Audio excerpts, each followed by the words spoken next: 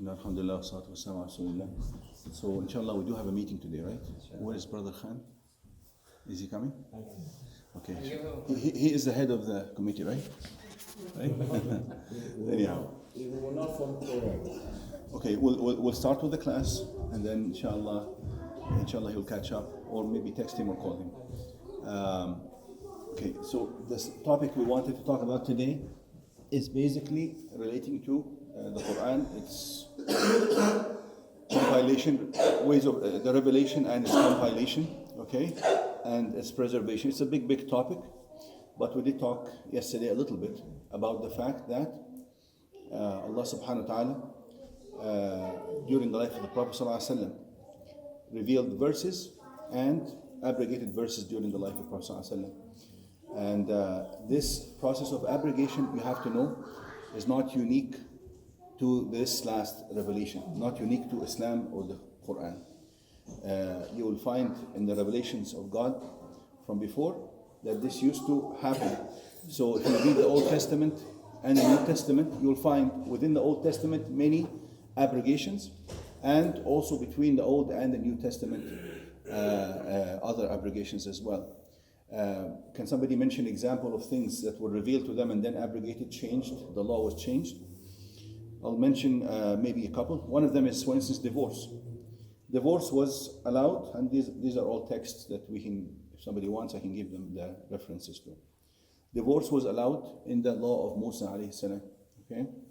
But then Isa alayhi salam, Jesus, when he came, he said to the Israelites, the people he was sent to, he said to them that Musa gave you the permission to give divorce. But I tell you that if you divorce your wife for any other reason but fornication, and you marry some other woman, then this is considered as adultery. And that is why some Christians feel that divorce is prohibited by according to their last revelation, which is the revelation to Isa alayhi salam. Another example is that it was allowed in the previous, for instance, Yaqub alayhi salam, according to their books, married two sisters, combined two sisters. But then this became prohibited in the following the hands of other prophets, Prophet Musa alayhi salam specifically. And also, if you look at it, you have to know when we all came from Adam and Hawa, Adam and Eve. So basically, at the very early ages of humanity, it was allowed for a man to marry his sister. But then this was prohibited later on. Ibrahim alayhi salam, for instance, was commanded to slaughter his son. And that commandment came down, and then before it was applied, it was abrogated. The abrogations in the Old Testament and the New Testament are many.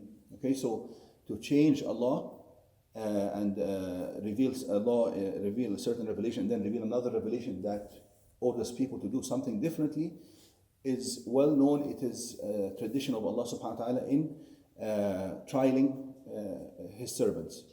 People say, scholars say the wisdom behind that is basically to trial their obedience.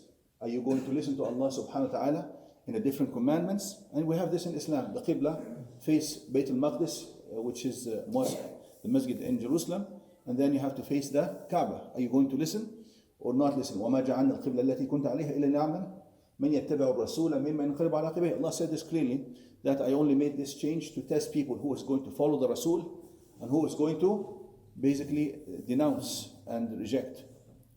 And also, sometimes the law is changed to basically accommodate the situation of the people. Okay, for instance, al-khamr, for instance, a habit of drinking alcohol was very rampant amongst the Arabs. It basically ran in their blood. They could not. This is a habit they cannot just leave at once. So the prohibition of drinking alcohol came in stages. Okay, and one of the stages was you can drink, but do not drink at the time. Do not get drunk before the salah. At least you come to the salah, you need to be awake. You come to the prayer, you need to be awake. And then it was totally prohibited. For instance, even the hadith we read yesterday, that it was 10 feedings to the baby to to be considered as him being breastfed by this mother, and that she is now his mother through breastfeeding, it was 10. Then it was made 5.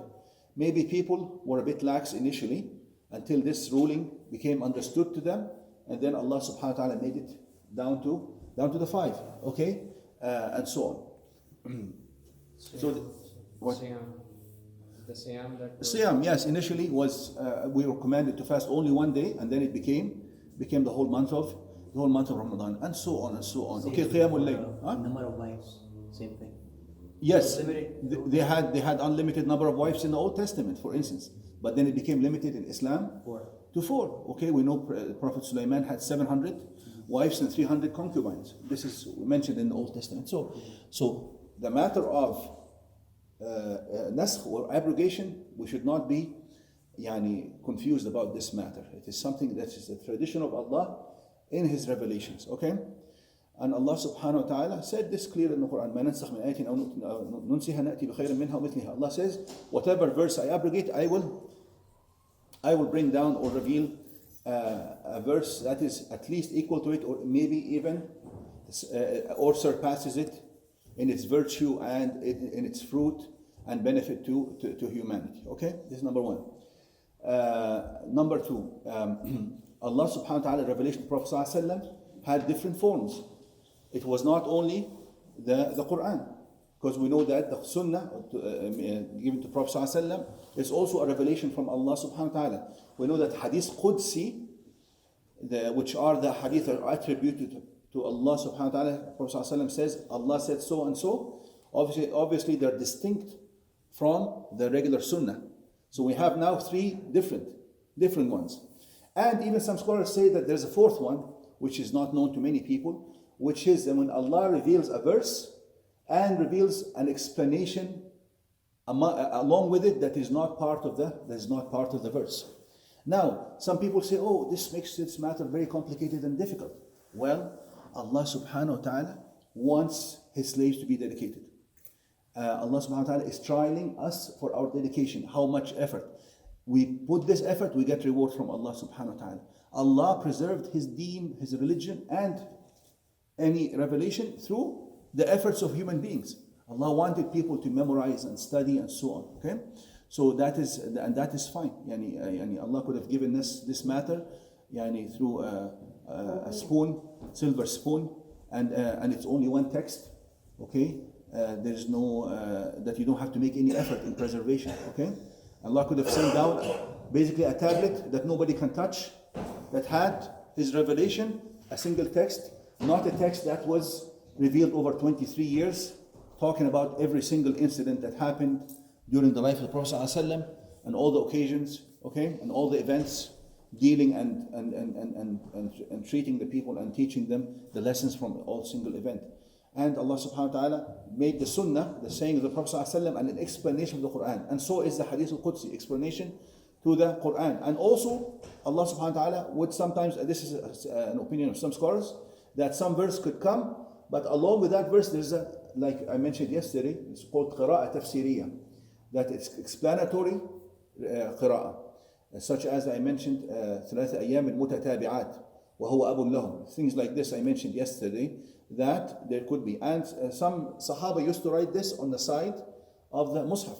The Sahaba, the dedicated Sahaba, each of them had a Mus'haf of his own. He was writing after the Prophet ﷺ. Okay, we know that. Zayd ibn Thabit, the dedicated Sahaba, Ubay ibn Ka'b, Abdullah ibn Mas'ud, they had their Masahif, they used to write. Prophet ﷺ initially, at the early times of revelation, he said to them, Amhidul Quran, which means that, and he prohibited them from writing anything. If you have one book that you're writing in, you can only make this book for the Quran alone. And this explains those ahadith in which Prophet ﷺ told people, do not write my sayings, only write the Quran. So the explanation of those ahadith is that on those book or this tablet that you are using for the Quran, do not write anything but the Quran. Until people got used to, they said this was initially, as this prohibition was initial, till people got used to knowing the style of the Quran, and then there's no place for confusion. And then, as I mentioned, the Quran was being reviewed and recited on the people all the time. In the Salah alone, probably they used to finish the whole Quran every month, and in Ramadan several times a month. Okay, and many Muslims just from listening to the Quran in the Salah nowadays, even many of them memorize lots of passages. The reciter would be reciting, even if you don't know Arabic, but because you prayed behind the Imams for a long time, you know what he's going to. You can correct him, although you don't memorize the surah. Correct? He might forget, but you can correct. So not only that, the Quran was always used in their daily life, in their daily dealings. They used to also, if there's a matter, they would recite to each other, what is the ruling of Allah in this matter? They recite the verses. Okay? The Quran was preserved at a time where the whole country was basically based on the Quran in all their dealings, in all their political strategies, economic strategies, in all their transactions, in all their social life. The Quran was being quoted, so there was no chance of losing anything of the Quran. And on top of that, Prophet ﷺ, for each verse that was revealed, he would call the scribes. Now, the number of scribes that were dedicated to writing the Quran, there's difference in opinion on their number. Ibn Kathir, for instance, he counted 23. He went through the different ahadith, people who were reported to be writing after Prophet ﷺ the Quran, because he had people to write for him the original kind of copy, his own copy. That was, and Zayd bin Thabit talked about this copy. كنا عند رسول الله صلى الله عليه وسلم نؤلف القرآن من الرقاع, which means we used to write in his house or in his presence the Quran. We used to write it on parchments. Okay, and he would tell them this verse, you put it between this verse and this verse in this surah. Clearly, this is all mentioned in the ahadith and sayings of the Prophet sallallahu alaihi wasallam. So Ibn Kathir said 23. This author here, Al-A'zami, he's an Indian author. The Quran was compiled. Al-A'zami is basically a professor, so he writes in a very scientific matter with all the references, and that is a book that you can maybe advise people. It's called The History of the Quranic Text. Muhammad ibn Mustafa Al-A'zami, an Indian scholar. He is the same scholar who wrote this book. This is also one of the important books, so I'm just going to show this book here. And then this other book here, Ageless Quran, Timeless Text. Okay? What he did in this book here, and I have this book, he went and got 18 different manuscripts of the Quran from the first century, the first Hijri century, which means the first 100 years, written in the first 100 years from the Hijrah. And then he went one after each century. He went and wrote and found the manuscripts, and he compared them with each other. Okay, so if you look at the book, you will find tables where he's comparing, and he did this as a study on Surah Al-Isra. So he said, okay, I will show you that the Quran has not changed. So here are the tables. Okay, he would write on the top the manuscript, and in the beginning, introduction, he told you the date of that manuscript. And then he would take word by word comparison through a whole Surah Al-Isra and as an example, and basically 100% identical. Those are different manuscripts in different ages from different countries, preserved in different museums at a time when there was no communication whatsoever between these different communities. They didn't have internet, didn't have TV, didn't have radio. So those are texts that were taught.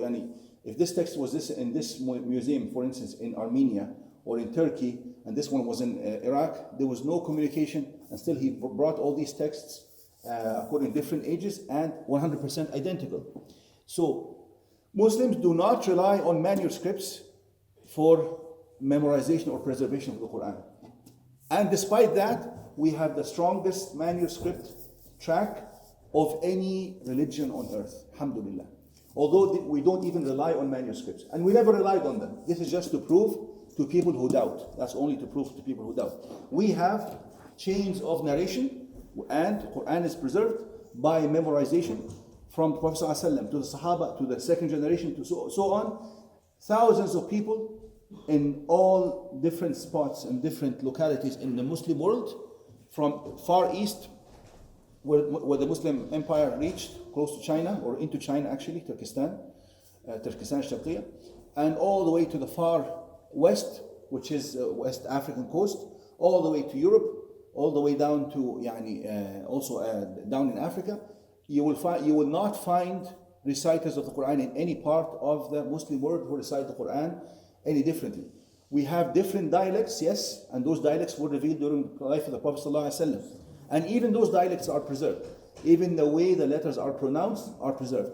Even the way the letters are written at the time of the Prophet ﷺ, al-Rasm, this is the way that it is written, because as you know, it is very unique. There's Khatt al-Hijazi and Kufi, and certain ways of writing the Quran that are different than the way we write the modern Arabic. Even those are preserved as is. And we don't allow anybody to write an official Quran except through that same style of writing. You follow? And we do not permit anybody to recite the Quran officially as an authority except if he follows the rules of tajweed and the way it was relayed by each narrator. Even we don't mix narrations together. So if you recite, for instance, according to the dialect that was preserved by instance by Warsh, you don't mix it with the dialect that was preserved by Asim. For instance, Hafs and Asim, that the most famous kind of dialect that we recite by. You don't mix it with the recitation of Abu Ja'far. Scholars didn't even allow that, although the text is one. The text is one, there's no difference whatsoever, but the way of pronunciation the dialect could differ from one to the other. Okay, so we know the different kinds of revelation. Now, Allah subhanahu wa ta'ala promised also on top of that to preserve al-dhikr. Inna nahnu zanna dhikr. Whatever we need for our religion and to worship Allah subhanahu wa ta'ala, Allah has preserved for us. There's a core text that is preserved by word by word and letter by letter. Not only that, but sound by sound, which is the Quran. This is not even a kasra or a dhamma, which is what do you call it? These are short vowels. There's not even a difference in the short vowels. You cannot really go outside of the text, even in the short vowels. You have to follow everything in that, even the way it is pronounced. But then there's an explanatory text. These are the Ahadith Qudsiyya and Ahadith Nabawiyya. We are allowed to, because those are just explanation. Okay? Even that, some scholars like Imam Bukhari says, you're not allowed to recite the Hadith except according to the wording delivered. He used to be very particular, because he would not allow anybody except to recite the Hadith, even the Hadith word by word as well. But other scholars said, no, it is allowed, and that is an easier way for us to manage this matter, okay? Now, so we know that the whole Quran was written down during the life of the Prophet ﷺ on tablets and parchments, but it was not collected in one book. Can anybody, like in one single compilation, okay? No, if you compile it in one compilation, it will probably be this thick. But why was it not compiled in one single compilation? Can anybody answer this question? Because a lot of Sahaba, they knew it, they memorized it, so they didn't feel the need at the time. No, that's not the reason. Because the memorization was the basic way of preservation anyhow, but on top of that, they wrote it. Why? Maybe because Allah said, don't write any data to any hadith. No, but the Quran was written. Why was it not collected in one single book? The revelation was still in progress. Exactly. And by the time it's finalized. Exactly. You cannot do this. For if the revelation is still in progress and some verses are being revealed and some verses are being abrogated, okay, you have to leave this text open. Okay, what if a whole page is revealed after this page and you've already combined them in one book? What are you going to do? Tear it apart and put this page in the middle? This is a very long process, over 23 years. And so there was abrogation as well. What if something was abrogated? Okay, then you would have to take it out as well. No. So that is why it could not be collected in one text. And that is why right after the life of the Prophet ﷺ, this became something that made sense, especially when some Sahaba saw that some of the reciters, the memorizers of the Quran, died, especially in the battle of, which battle? Al-Yamam, which is a battle that happened right after, the year after the death of the Prophet ﷺ. Abu Bakr Siddiq only ruled for 2 years anyhow.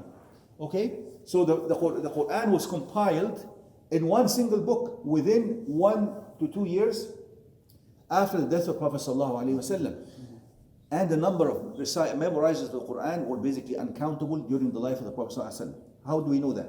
Yesterday I mentioned to you the story of Bi'r Ma'una, where Prophet ﷺ sent Sahaba to teach a tribe. And they asked him to send scholars and Sahaba memorizers to teach them the Quran. How many did he send with them? 70.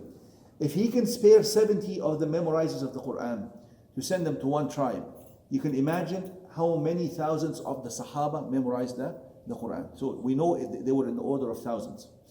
Now Zayd ibn Thabit, when he compiled the Quran during the life of Abu Bakr as-Siddiq, Zayd ibn Thabit was a young man, very intelligent.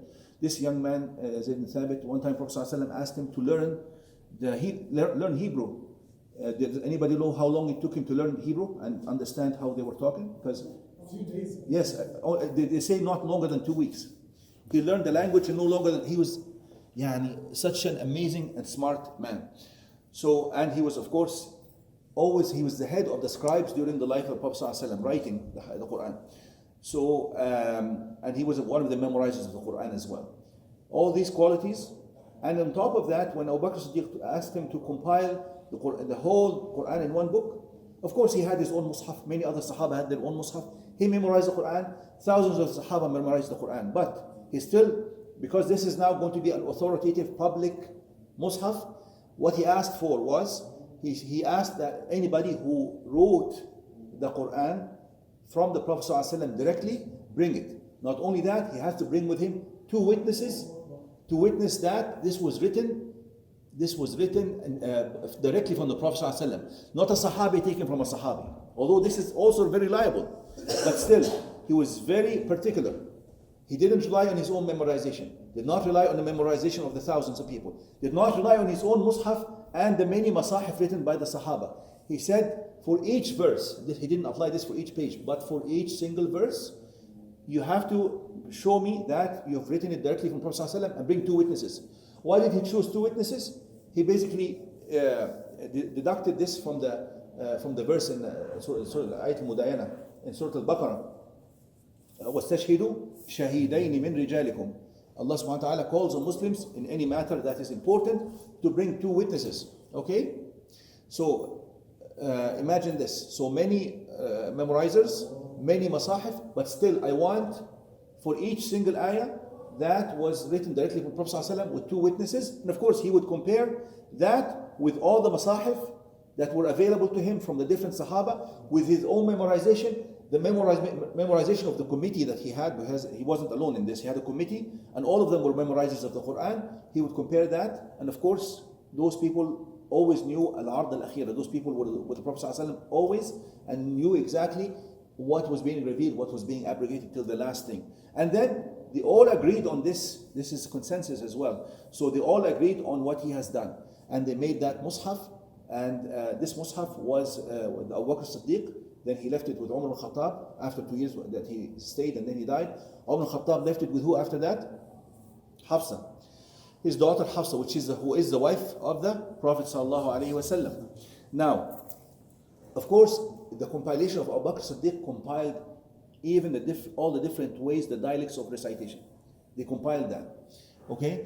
Now, Sahaba were spread by that time, and different people from different countries recited the Quran according to different dialects, and possibly some of them had certain verses that they did not know were abrogated, and that is why when people started differing, oh, my recitation is better than yours, or he recited something that was abrogated and he didn't know it was abrogated, that is when Uthman ibn Affan, what did he do? He didn't compile the Quran again because it was already compiled.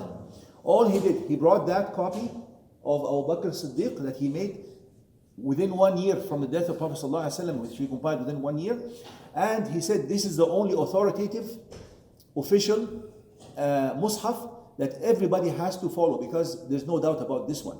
But if I copy from you and you copy from him and then there's like 10 people copying from each other, there's a possibility of making mistakes. These are not official or original copies that we can rely upon. If you learn from him and he learns from him, if he makes a mistake, then he makes a mistake, and he makes a mistake, then it's impossible. Then the mistakes can increase, correct? Yeah. If you rely on somebody who is not a scholar and memorizer like the people who collected the Quran with Zayd, then maybe they recited the verse that was abrogated and they did not know it was abrogated. So the only mushaf that could be relied upon was the one compiled by Abu Bakr Siddiq. But that mushaf had all the different ways of recitation. Okay? So what Uthman did, he did two things. He made that official copy public, and he sent, they say at least 5 copies, some people say 7, to different حواضر, which different provinces of the Muslim empire. But he didn't send the Mus'haf alone. He always sent a very excellent reciter with it, so that to show people how to recite these words. Because as we said, the Quran is memorized by we take it from one generation, one reciter from the other reciter, according to how it was recited by the Prophet ﷺ.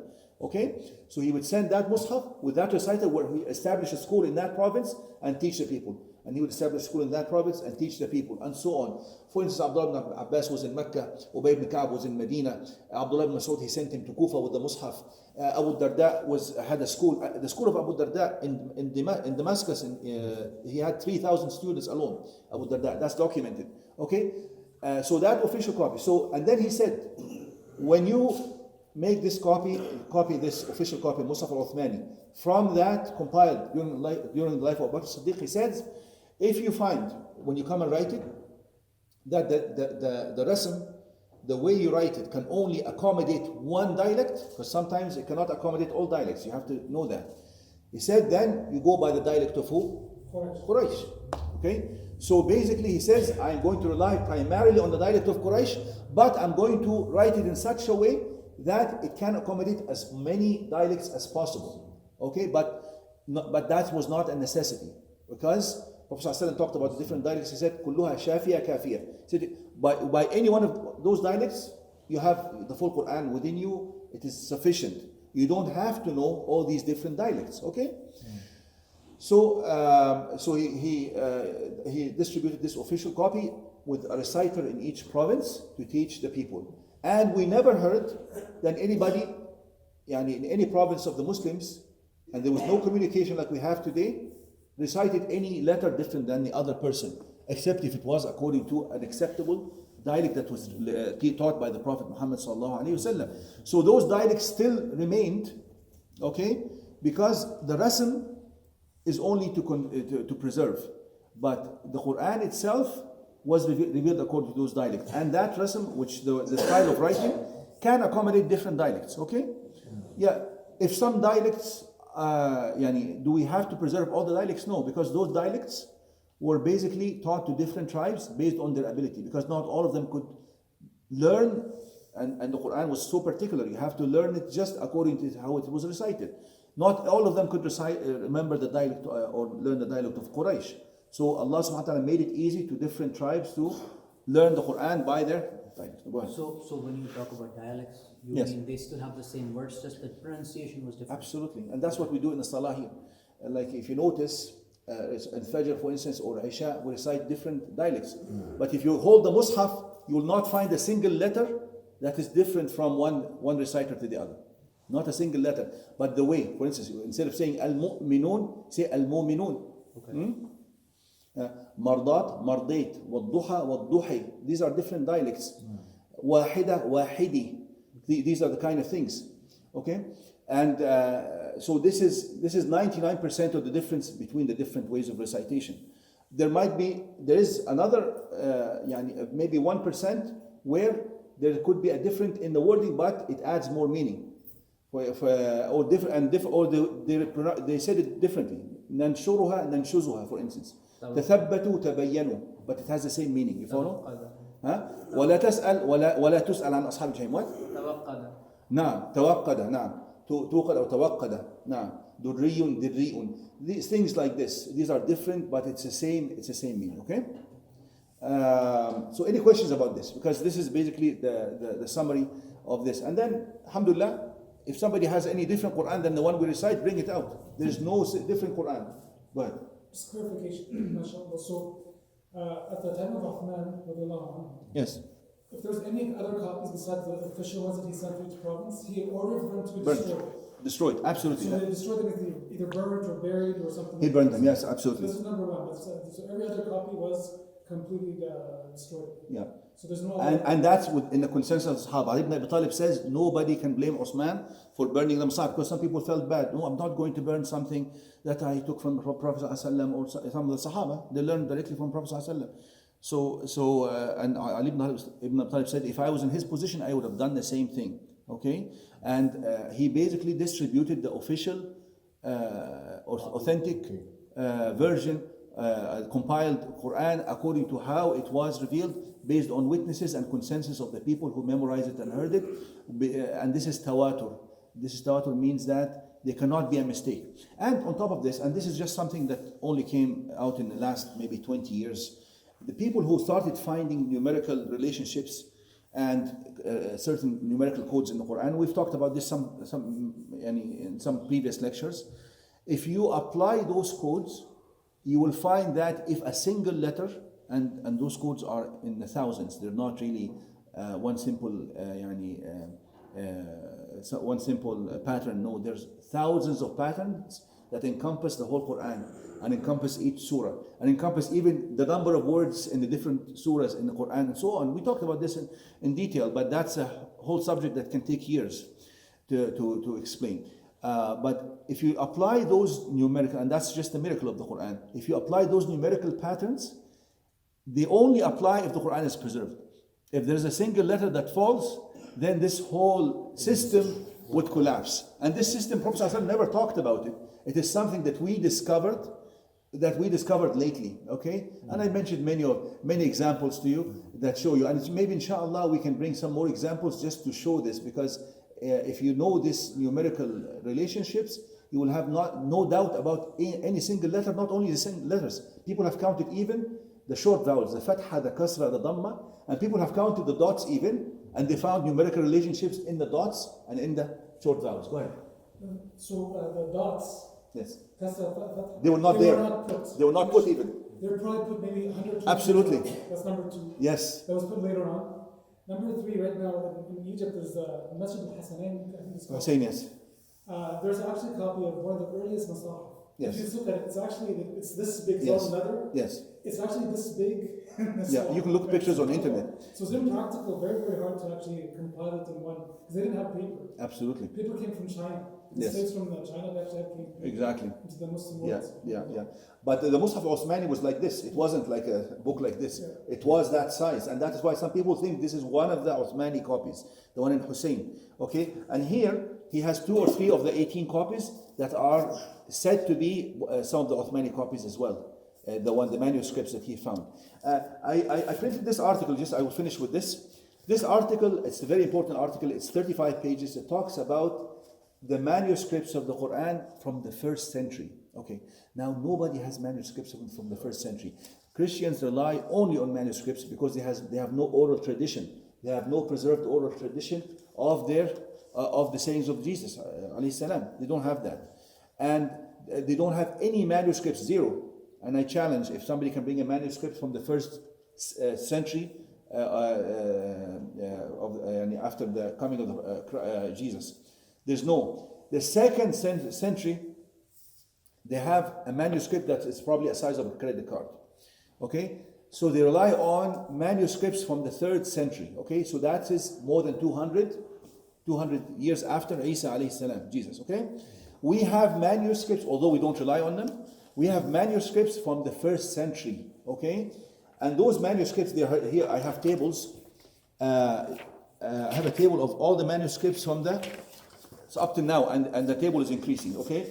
These are the number of manuscripts we have from the 1st century. It starts here, it goes to the 2nd page, okay? These are I'm not talking about the 2nd or 3rd, I'm talking the 1st century, okay? This is 3rd page, a table of manuscripts, okay? And I'll show you something very surprising after I finish this table. Okay? These are manuscripts that were unearthed from dating back to the 1st century, during all the Sahaba were living, okay? The people who witnessed the revelation of the Quran. And, okay, now we have like 4 pages and some. Now, those manuscripts from the 1st century, how much of the Quran do they cover, do you think? How much of the Quran they covered? Yes, Everything. because manuscripts doesn't necessarily have to be a full Quran. Could be a page, could be 2 pages, okay? And of course, they're written in different areas by different people, and they are compared with each other. Anyhow, those manuscripts cover 96.1% of the whole Quran, okay? and 100% identical to what we recite today. 96.1%, we have manuscripts from the 1st century covering 96.1% of the Quran that we have today, and 100% identical. You follow what I'm trying to say? And that is only a secondary source of verification. Our primary source is the reciters who have preserved the Quran with the sound chains of narrations to the Prophet sallallahu alaihi wasallam, and that only proves the verse "Inna nahnu nazzalna dhikra wa inna lahu lahafizun." This whole system existed because Allah wanted it to exist. Yani, as you see, the only heavenly revelation that comes after the Islam and Quran is Christianity, okay? Because we only have 3 heavenly religions right now. Islam, Christianity, and Judaism, correct? Yes. The texts of Judaism have been lost sometimes for 500 years at a time. So we cannot even know where the text of Judaism came from. So the second, after the ones that are after this or better than the text of Judaism are the texts of Christianity. The earliest manuscripts are from after more than 200 years after Isa alayhi salam, okay? And they don't even have an oral tradition, so they rely 100% on those. We don't know who wrote what, and is it reliable or not. And none in the original language. That's another thing. All these manuscripts are in what language? Arabic. The original text, according to the original text, no translation. So all the manuscripts that they rely upon are in a different language than the language Isa alayhi salam, Jesus spoke. He spoke in Aramaic, and all the manuscripts relied upon are in Latin manuscripts. So no comparison, okay? And then you have, although we don't rely on them, but we have it.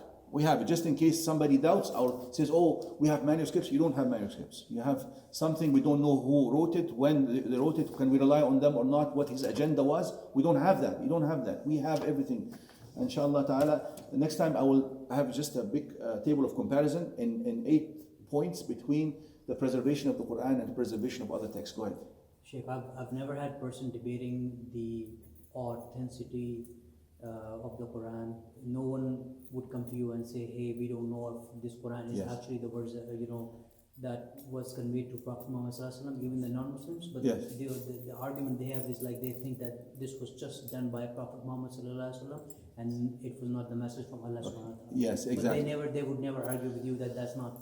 No, some people start arguing, and that's how you respond to them to regards to authenticity. As for is it a word of God or not, that's a totally different topic that we can talk about separately. How can we prove that these words cannot be words of a human being?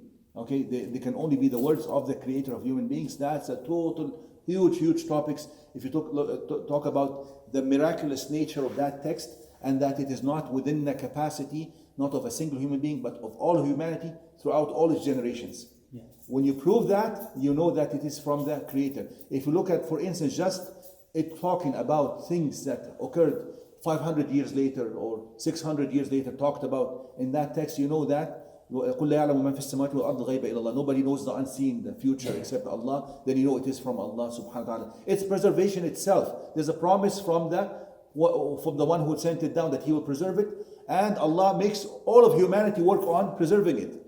Now the internet, which was created by non-Muslims, preserved the Quran in such a way that like never before, okay? People invented paper in China, also it worked on preserving the Quran, and so on. Yeah. And the recordings and so on. Yani, alhamdulillah, we'll stop here.